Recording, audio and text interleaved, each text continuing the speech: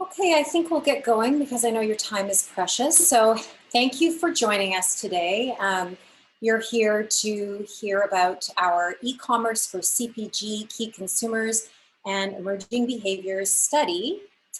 So I'll start off with some introductions. My name is Melinda Dinas. I am a brand and marketing strategist at SLD. I've been with the company for 5+ years now. And one of the things I do a lot of is consumer research. If you're not familiar with SLD, we are a strategic design agency. We work with CPG and retail brands, and our mantra is think blink. We believe that you have that split second to connect with consumers, and it really needs to be a powerful emotional connection. So we really focus on making that 1 second matter. Let's get right into the study. So we asked 2,000 consumers, half from Canada, half from the US, and as you can see here, a nice split of age and income, about their grocery shopping habits. There were 3 key questions that we really wanted to understand. So the first was about consumer attitudes and behaviors and preferences. The second was about that grocery shop online on your partner sites and what you can do to get into the e-cart more often. And the last was around your own direct-to-consumer strategies for CPG brands. Where are the opportunities that you might not have paid attention to? So in this presentation, I'm going to go through some key facts from the study. We're going to talk about those opportunities to get into the e-cart. We're going to look at some grocery shoppers who are really passionate about online shopping, and then we're going to look at some personas to consider for CPG direct-to-consumer plans. So as a good starting point, we all know that COVID has really pushed people to shop for groceries online a lot more. According to our study, 69% of shoppers either tried online shopping for the first time or increased their shopping. But we wanted to know what else, what attitudes are changing, and where are the opportunities for brands. So let's dive into those attitudes and behaviors and consumer preferences. We asked consumers to tell us, what do you like? Do you like shopping online? Do you like shopping in the store? And 60% of consumers told us that they still prefer to shop in the store, but there are some key groups where this preference is much higher. So looking at people who don't have kids and women, the reason they prefer the store is that they like to select fresh by hand and they're looking for product discovery. Canadians, in this case, it was more about a barrier to the online shopping experience where free same-day delivery is not ubiquitous in Canada, so that barrier is driving consumers to the store. And for lower income consumers, this group, interestingly, were the least likely to have changed their behavior during COVID. Very small percentage of them even indicated that they shopped online less, but a good percentage, around 20% of them, saying that COVID didn't change their shopping behaviors, probably because frontline workers are overrepresented in this group. So overall, there's really a strong preference for the store. However, when we asked them to tell us, how do you actually shop? It was only 55% who said they actually go to the store. So that 5% gap indicates that whatever's driving people to shop online is really powerful.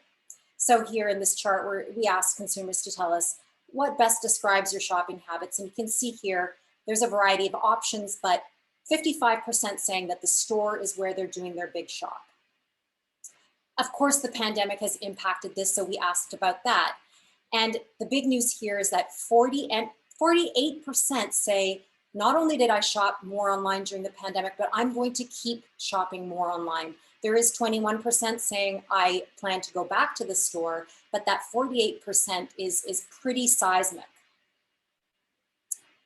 So I wanted to know why. What do you like about the store? What do you like about online? And when we look at the differences here on the left-hand side, looking at the store, it's much more about that tactile experience, about product discovery, about the relationship with food. And really interesting is that number 3, a lot of people said, I just like the actual store experience, which I found pretty interesting. And what it sort of suggests is that maybe grocery shopping is a chore that people don't hate as much as you might have thought. Then we look at the online experience, and it's really, it's all practicality. We're looking at time saving, and we're looking at being able to shop at any time. Number 3, important to note that where free and fast delivery is available, people see it as a real asset, but where it's not available, it becomes a barrier. So when brands are thinking about their own direct-to-consumer strategy, it's really important to make sure that you address that issue. Oh, I can't move on until the poll's ended. So then we looked at some online shopping behaviors. So starting at the top left-hand box here, most purchased items, we asked people to tell us about the last 3 months. What items did they purchase? Personal care products and household cleaning supplies were the top across all demographics. Least purchased items were baby supplies, meal kits, and alcohol.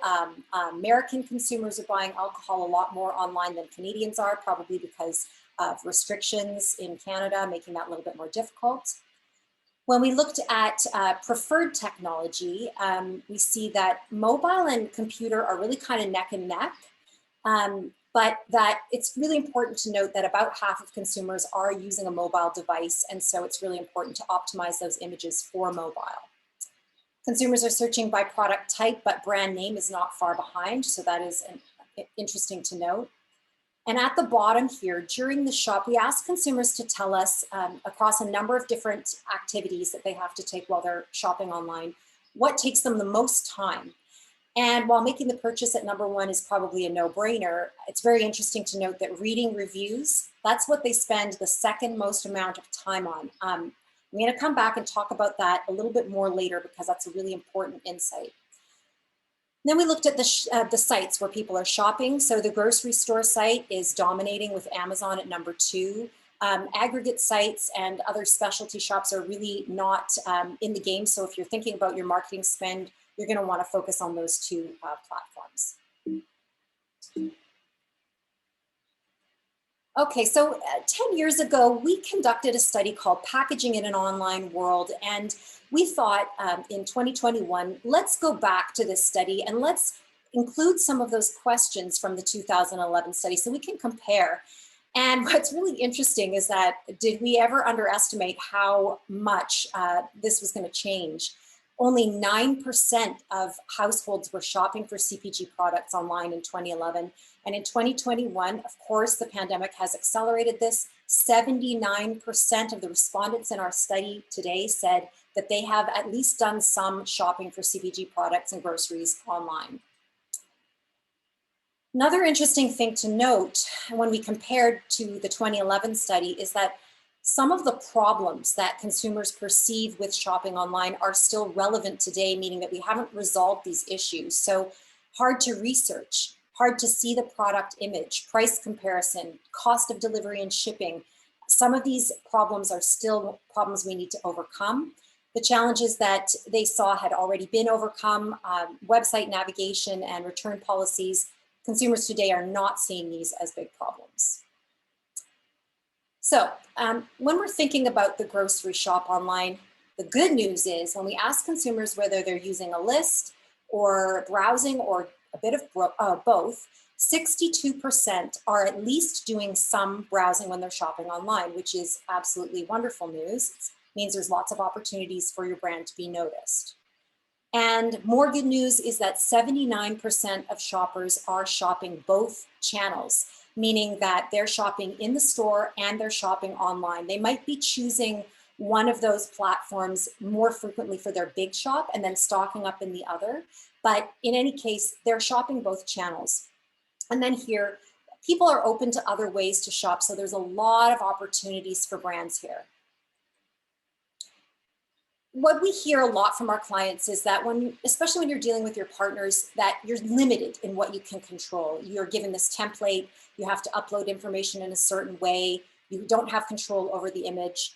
But when we asked consumers about things that would improve the online shopping experience, we discovered that there's actually some opportunities where you do have some control. And I know you're going to say, oh, we don't have control over certain things here. I'm not saying that you have 100% control over all of these, the 4 ones that are circled in black. But I want to show you some ways in which you can address these issues. So we're going to talk about some opportunities around being able to recognize the product that I want, making it easy to find product information, easier to research, and consumer reviews. So let's talk about how in the online grocery shop on those partner sites, you can leverage these 4 consumer needs to get into the shopper's cart more often. So opportunity number 1, consumers said, I want to be able to recognize the product I want. So we think this opportunity is around improving visibility. On the left-hand side here, I've got some products where if I'm scrolling on my mobile phone or even on my laptop, I'm not going to be able to recognize the product or the brand very easily because there's not great contrast, the size of the font is really small, and the product imagery isn't big or bold enough. And then on the right-hand side, I've got some examples where we've got a very high contrast, a bold, thick font, that nice size. The product image is pretty simple, larger, not as fussy. So these are good examples of how we can clean up the pack and make it look optimized for not only the aisle of the grocery store, but also for the online shop. And we think that whenever you're doing package design, it's not okay to simply be thinking about one. You really have to be thinking about both. One of the things that I've noticed when I'm scrolling through all of these different grocery sites is that a lot of brands are using renderings. And so I wanted to address this because there are some great things about using a rendering. It allows you to pull off a bunch of those claims that you can't see online anyways. You could even increase that contrast or even bump up the size of the font a little bit. But it does come with a caveat. We asked consumers, if an item arrives and it doesn't look the way you expected, how do you feel about that? And 87% of consumers are bothered at least a little bit by this. So definitely don't want to stray too much from what the package looks like in that rendering. And just to further this point, I've noticed that some brands are using a 2-dimensional rendering. And we think that even if it's a box that your product is coming in, the 2-dimensional rendering, it doesn't look real. It doesn't look like the product I know I'm going to get. And it could create that moment of hesitancy that you just don't want to create online. And one other opportunity is that instead of a rendering, you could potentially use a package that you're using for your commercial shoots. That's another nice clean pack that you could photograph and use online. It's going to look a lot nicer than sometimes it's difficult to photograph these products. So those are some opportunities around improving product visibility. Opportunity number 2. So consumers said that being able to find product information such as sourcing and nutritional information more easily would improve the online shopping experience. And something that kind of surprised me scrolling through sites is that a lot of brands are not filling in these product descriptions and not making use of the opportunity to add additional photos. So I've shown you a good example here of a brand that has not only included a product description. Sometimes I see this as empty. Sometimes I see we've got a little blurb about the brand. But here we've got a little blurb about this particular product with information that would be covered by those claims on the front or the back of the pack. Really easy to find this information. And then they've also added in some additional photos where they were able to do that, creating that romance, that story, some appetite appeal. So it's really important to be maximizing every area where you can tell your product story on every platform. Don't treat this as an afterthought. Consumers really want to find this information, so make sure that you're giving it to them. So I promised I would come back to reviews, and so here we are. And of course, you don't have control over reviews on Loblaws or Amazon. So I wanted to talk about where you can address reviews. And before we get into that portion of this segment, I wanted to talk about how important they are.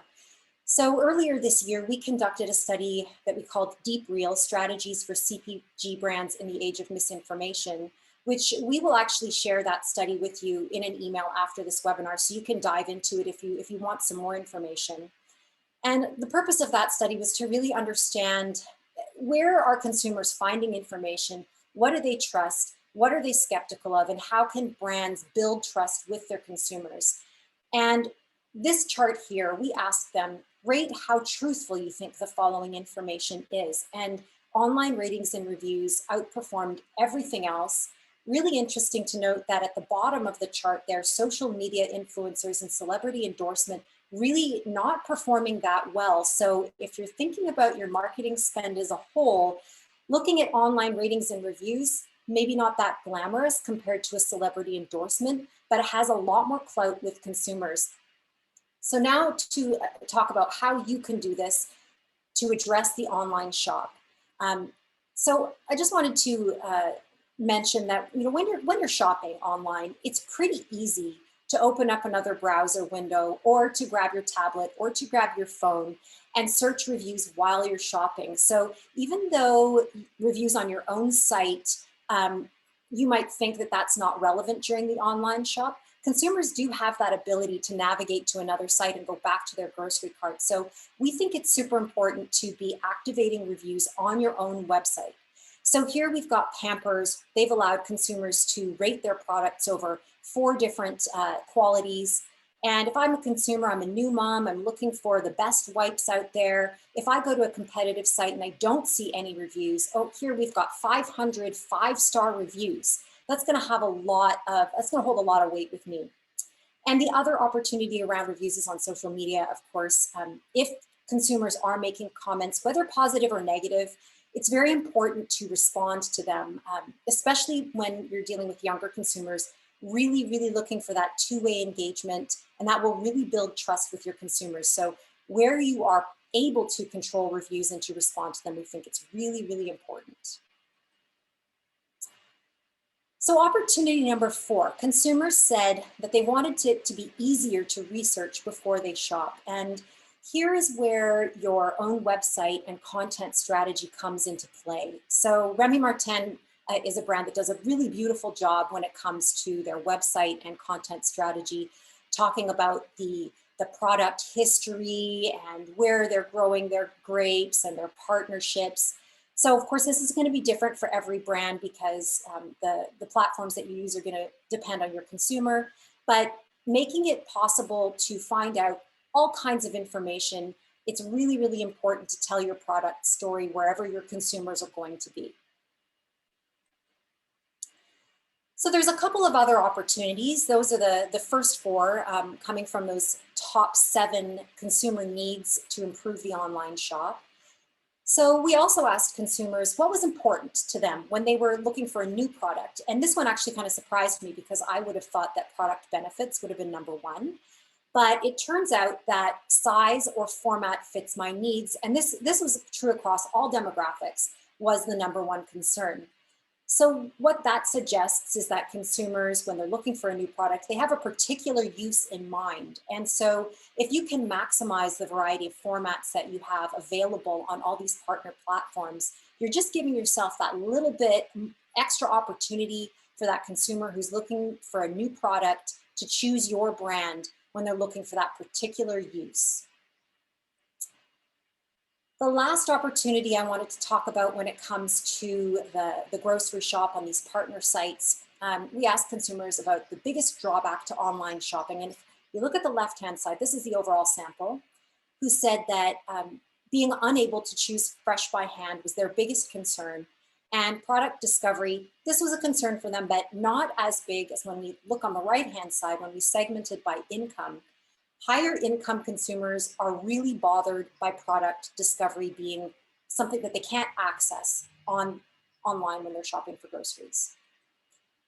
So this is an area where we think having some conversations with your partners, because your partners are still figuring this out as well. You know, this isn't a situation where everything is set in stone.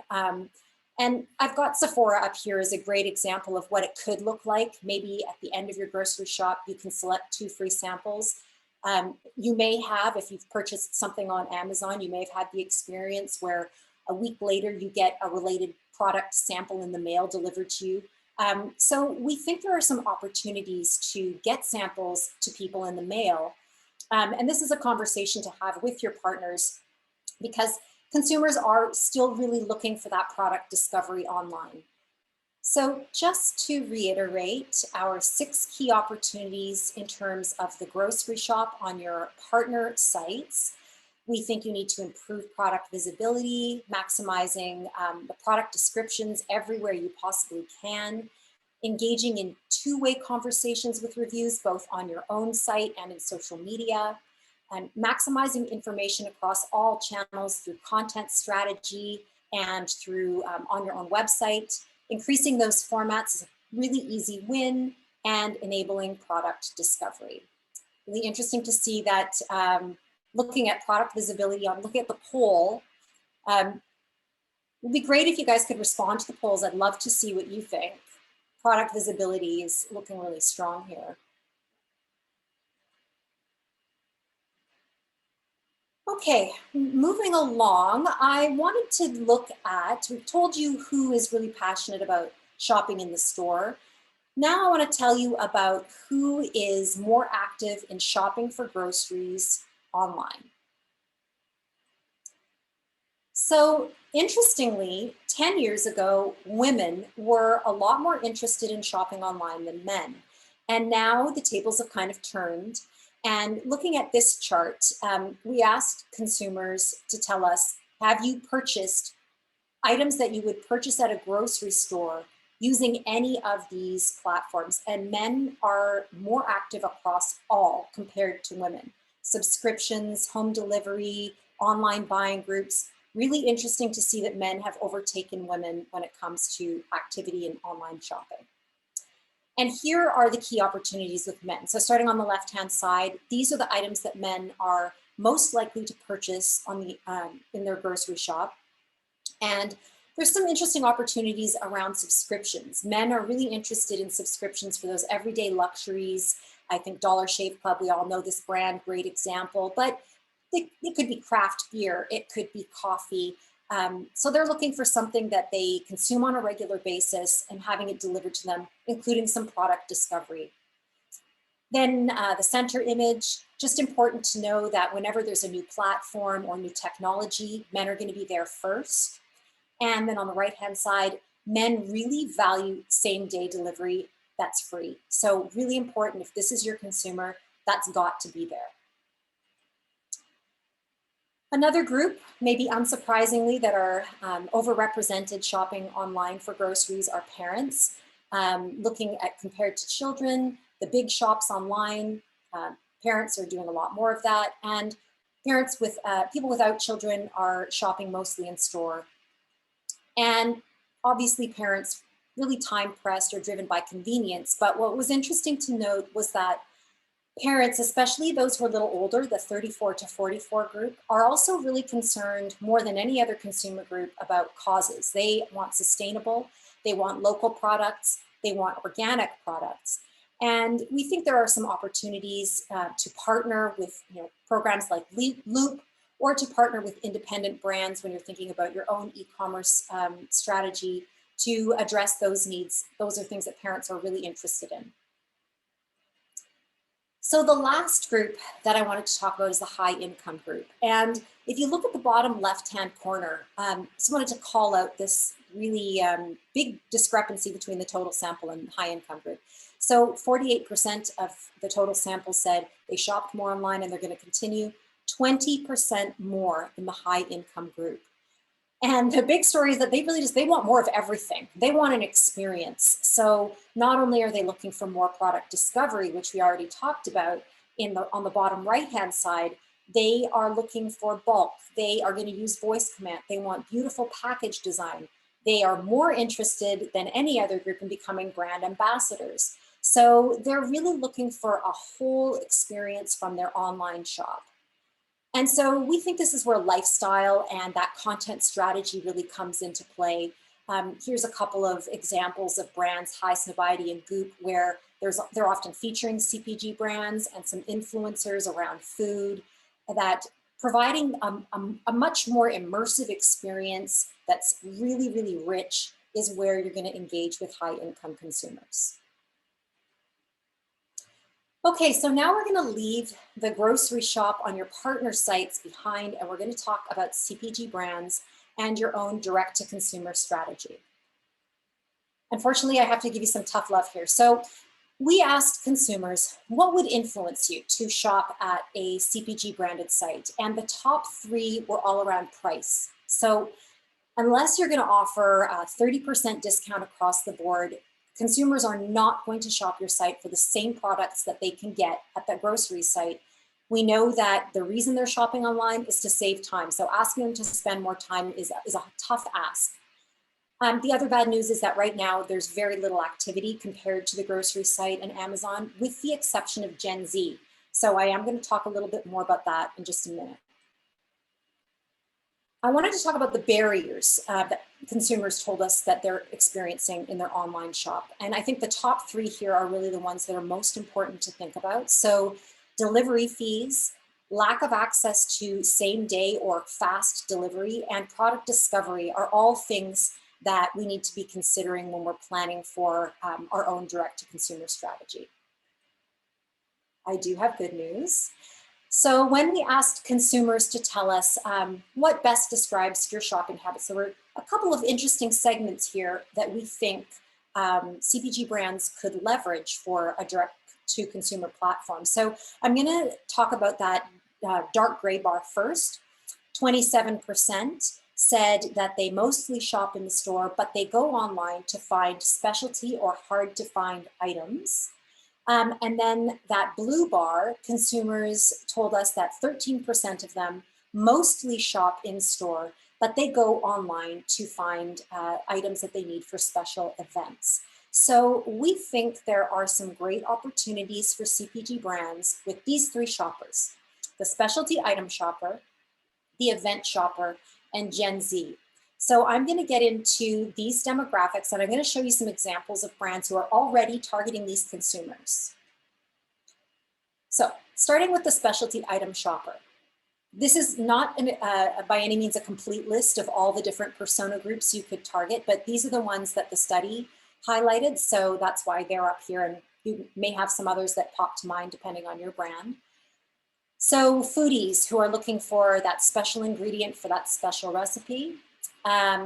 Looking at the poll here, a lot of customized products, indie brand products, food ingredients for special recipes, so kind of across the board. Men, we already talked about this, who are looking for those unique everyday luxuries, especially in a subscription model.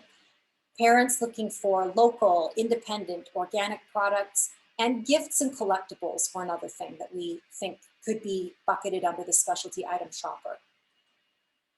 So the first example that I wanted to share with you is Beyond Meat. And Beyond Meat is doing something really great with their site, which other CPG brands are starting to get into, which is they're using their website as a platform to test new products. So you know that if someone is coming to your website, that they're a customer that's really interested in what you have to offer. And Beyond Meat will sometimes offer items that not available yet in the store, new things that are in development, and they'll offer you a discount if you will give them some feedback on the product.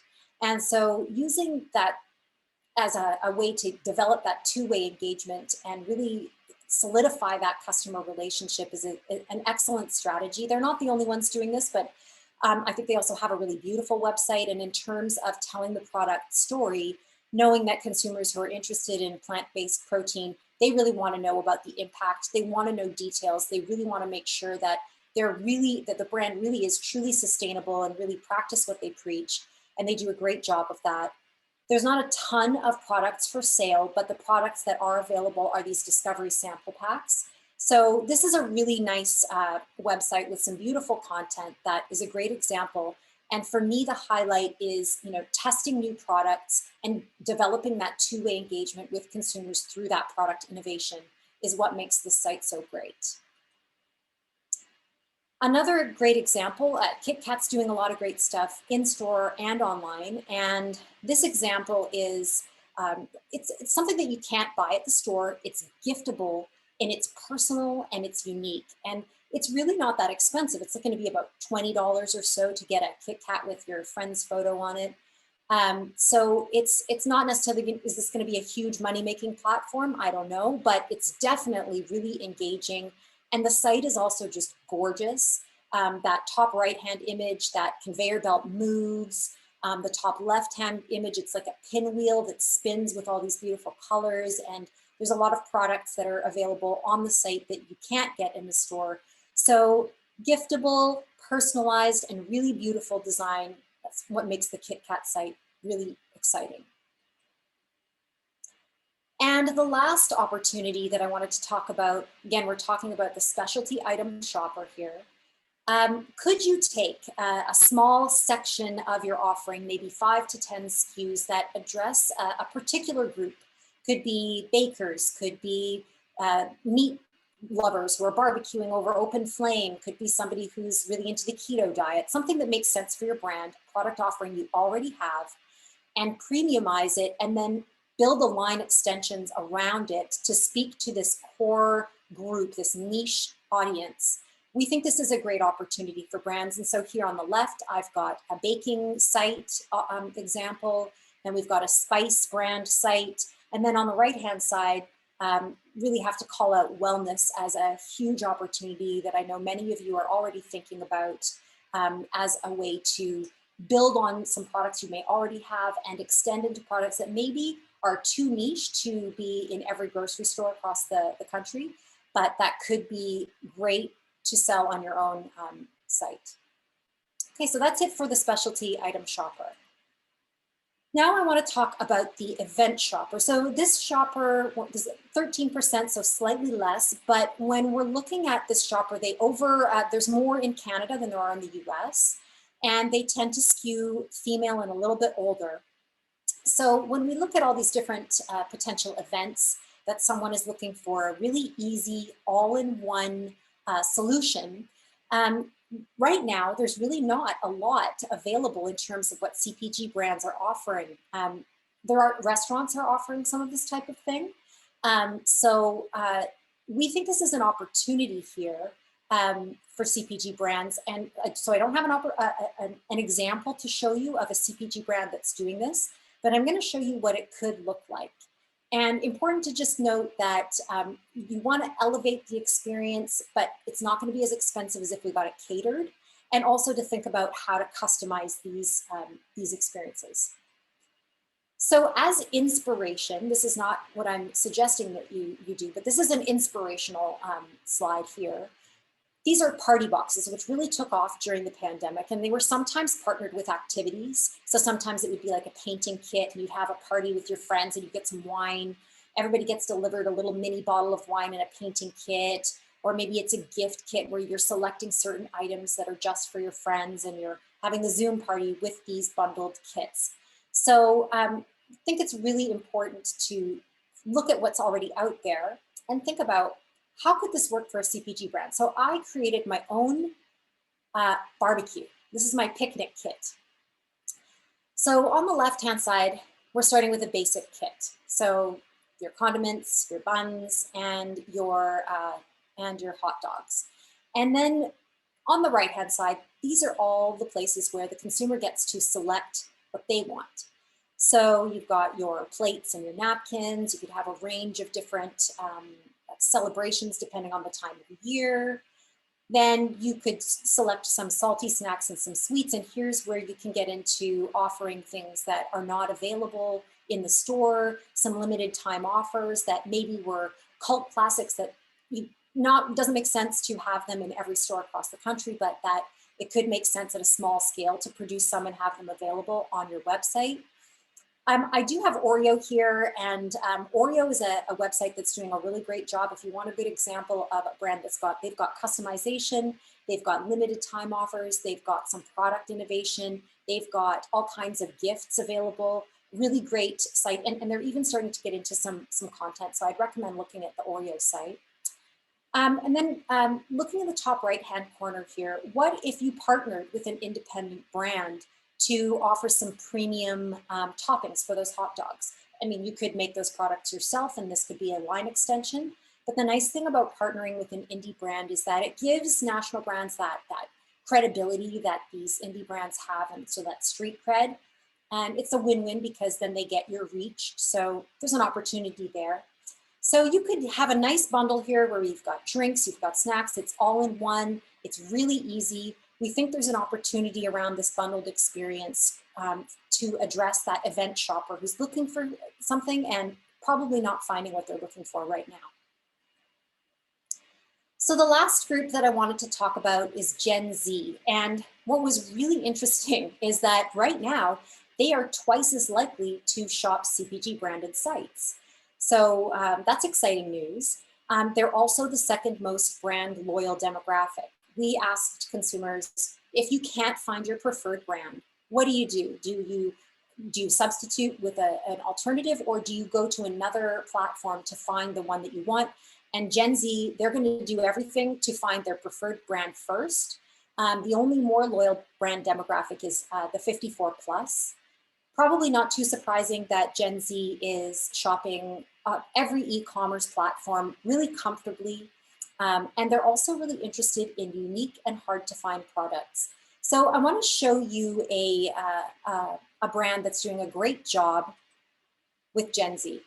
And this is Mountain Dew. So we know that Gen Z, they have these niche interests that they're really passionate about. And of course, gaming is one of the biggest. So Mountain Dew they've been doing this since 2017. They've been really embedded in the world of gaming. So they've got a lot of credibility with this audience. In the top left-hand corner, that's the Mountain Dew landing page. So you come and it's green, it's that brand color that you recognize. But then if you click on Mountain Dew Game Fuel, it takes you to this black Game Fuel branded section of the site. And then on the top right-hand corner, we've got shop, we've got partners, and we've got rewards. And they're doing an amazing job of all three. So in the shop category, here I've got the Courageous Sherbet flavors, which are, this is a partnered flavor with one of their streamers, Courage, obviously doing really well, they're selling out. Then at the bottom here, you see the streamers, but if you go to the partners section of their site and scroll, there's like 25 different streamers that they've got there. And some of them they're small, they're young, very relatable to the target audience. And then here in the corner, we've got the rewards. The reward programs they've got amazing rewards. These are things that gamers would be purchasing in-game and also gear. So doing a really, really good job, really understanding what is interesting to this demographic. I also had to call out their reviews because I think they're doing such an awesome job of how they've set up these reviews here. And what they have is they're not just asking consumers to tell them about what they like about the product. They are also asking consumers to give them some information about them. Tell us about how you play. Tell us what your favorite title is. And if you look at the responses here, like they're really fun. Buy it, son. Yay, yay, yay, yay, yay, yay. It's really vibrant and energetic, and they have a ton of reviews on their site. So really just demonstrating that Mountain Dew has really captivated this audience and got their attention, and it's believable to them. I couldn't talk about Gen Z without touching on content and customization. So content strategy, really, really important. Looking at Red Bull, they're an amazing example of how to do it right. And so what they're doing that is so great is there's not a lot of product in these videos on TikTok. If you look on TikTok and see their videos, you might see a Red Bull logo, but they're just these really fun images and videos of stunts, crazy stunts that they know their audience is going to be really interested in, that they're going to like sharing. I did mention the Oreo website. I do really recommend taking a look because Oreo kind of has everything covered. They've got the customize your Oreo. They've got some really fun gifts, including they've got this cookie jar that kind of looks like you're dunking the cookie into the milk. They have gluten-free cookies. They've got all kinds of fun flavors. And then they have some content, videos and stuff like that. So they're doing a really great job on their website. So just to reiterate the key opportunities around your own direct-to-consumer strategy that came through the research: product innovation, thinking about Beyond Meat, premiumized online-only lines, Gifts and collectibles. I didn't touch too much on that, but the Barbie website is a great example of how to leverage collectibles. Customization, subscriptions, there's lots of opportunities around subscriptions. Bundled experiences, something that's not currently available, but that we think the event shopper would be interested in. That two-way engagement through reviews, through community building, thinking about Mountain Dew, really great example. Content strategy and strategic partnerships. Okay, so I'm just going to summarize all of these opportunities, and then I'm going to give you a chance to ask me any questions. We can go back to anything.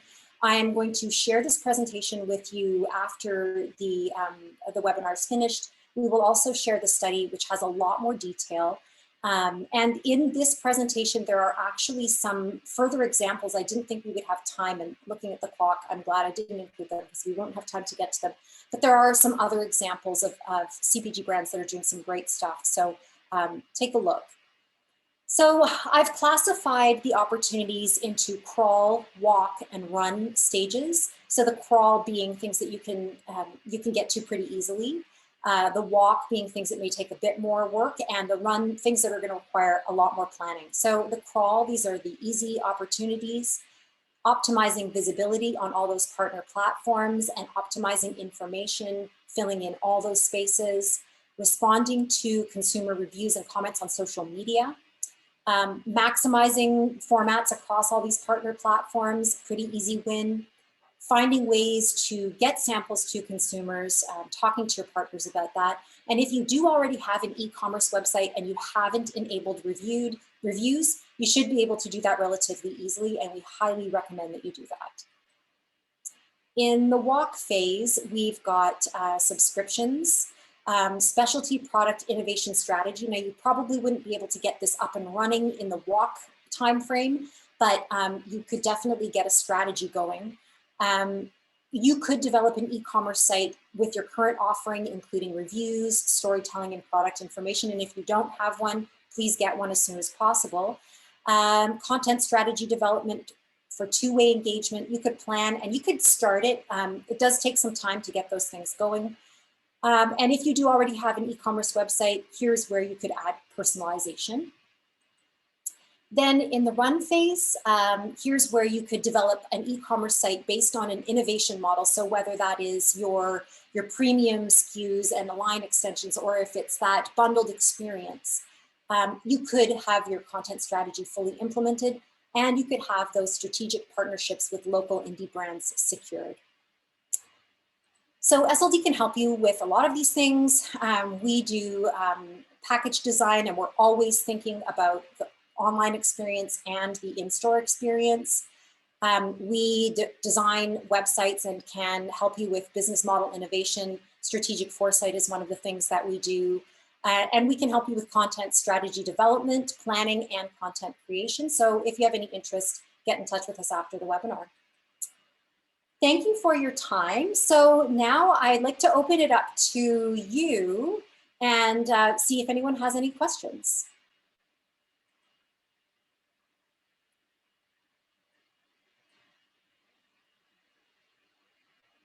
If you want to ask a question, you can go to the Q&A box that's at the bottom and type it in there. So we've got a question here. Do you have a sense of how things would change in an urban versus rural setting?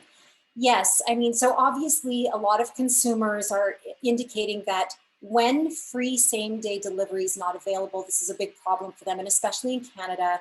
Geographically, we can see that this is definitely driving consumers more to the store.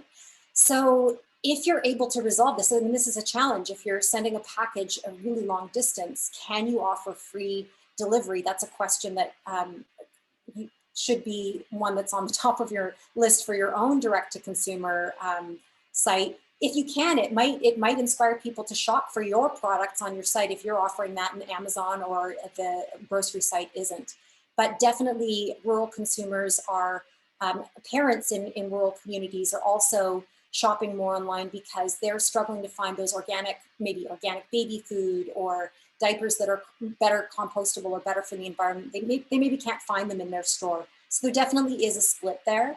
and consumers in rural communities are struggling with the online experience compared to the in-store.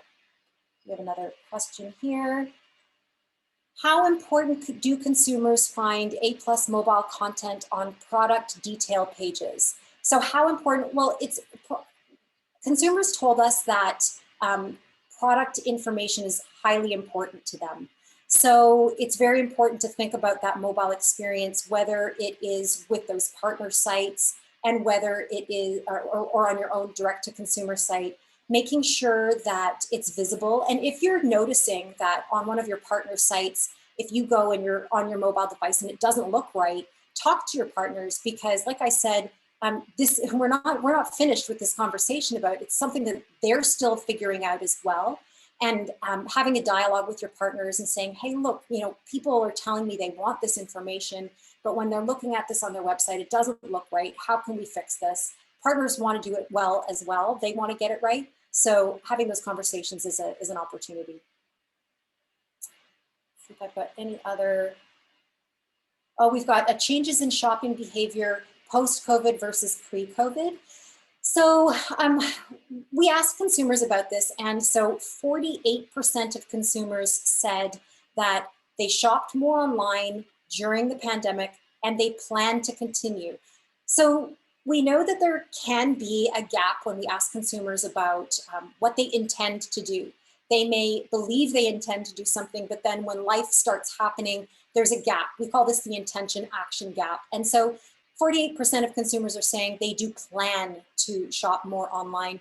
20% of consumers are saying, once the pandemic recedes, I've been shopping online, but I'm going to go back to the store. Again, are they going to go back? It's going to be interesting to see. That's what they say they intend to do, but over the coming months, we're going to find out if that's really what happens. I've got another question here. Starting to see some retailers globally and in a buggy, thinking of St. Lawrence Market, offering 3D content. That's interesting. We did ask about 3D content. It did not seem to resonate with consumers. Gen Z was more interested than others, but when we asked people about 3D content, it was really, really low on the list of priorities. So if I was thinking about my marketing spend, I wouldn't be focused on that right now. Maybe in the future, I might consider putting that into research, thinking about Gen Z, but it really didn't seem to resonate with consumers in our study. And I did touch on that in the actual report. There's more information about that. Any other questions?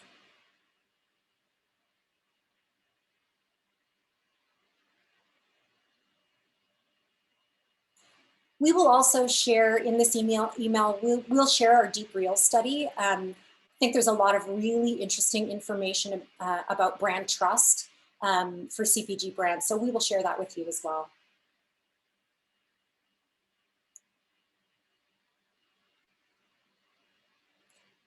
If we don't have any other questions, I will say thank you for attending and let you all go and enjoy a beautiful Thursday afternoon.